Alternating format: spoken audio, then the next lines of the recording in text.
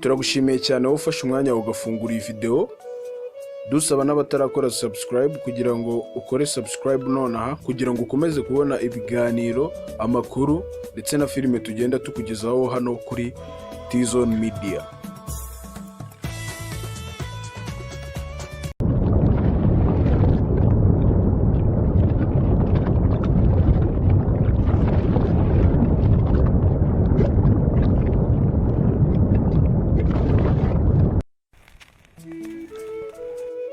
Kuri wa gatandatu ku itariki ya 22 ukwezi kwa gatanu 2021, ikirunga cya Nyiragongo giherereye muri Repubulika Iharanira Demokarasi ya Kongo mu mujyi wa Goma cyarutse nyuma y'imyaka 19 kitaruka. Ubwo cyaherukaga hari mu mwaka wa 2002 ku itariki ya 17 ukwezi kwa mbere. Icyo gihe iki kirunga cyarutse gifite umuvuduko w'ibirometero 60 ku isaha. Icyo gihe abaturage bagera kuri 600 barapfuye, abagera ku 400 bava mu byabo, ababuze akazi bo ntibabarika, ntibagira ingano. Icyo gihe abaturage bagera kuri 45 bishwe n'ibikoma by'ikirunga. Aba bahise baburirwa irengero mu gihe ikirunga cyarukaga. Abandi baturage bagera kuri 555 bishwe n'imyotsi ihumanye yaturukaga mu kirunga igihe cyarukaga.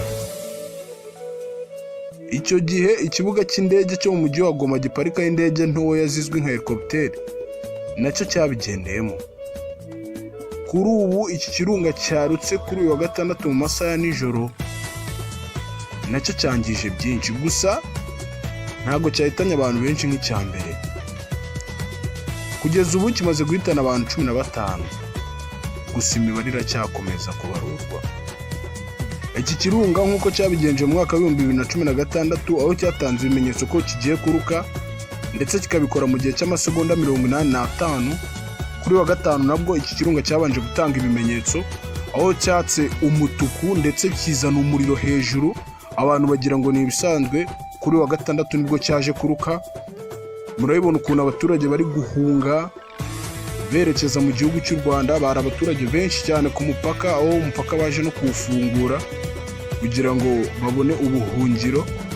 Ibi byaje gutuma perezida w'igihugu cya Repubulika Iharanira Demokarasi ya Kongo Bwana Felix Tshisekedi, aho yari yaragiye mu ruzinduko rw'akazi mu Burayi, aho yagiye mu Bufaransa ndetse n'ibindi bihugu bitandukanye, ahise avuga ko uruzinduko arusubitse by'agateganyo, akaba agiye guhita ataha igitaraganya kugira ngo basuzumire hamwe ibijyanye n'iruka ry'iki kirunga ndetse n'ingaruka zacyo, aho abaturage bagizweho ingaruka bagiye kureba uko bafashwa ndetse abandi bakagira uko bimurwa bijyanye n'icyo Minisiteri ishinzwe ibiza mu gihugu cya Repubulika Iharanira Demokarasi ya Kongo ibitangaza.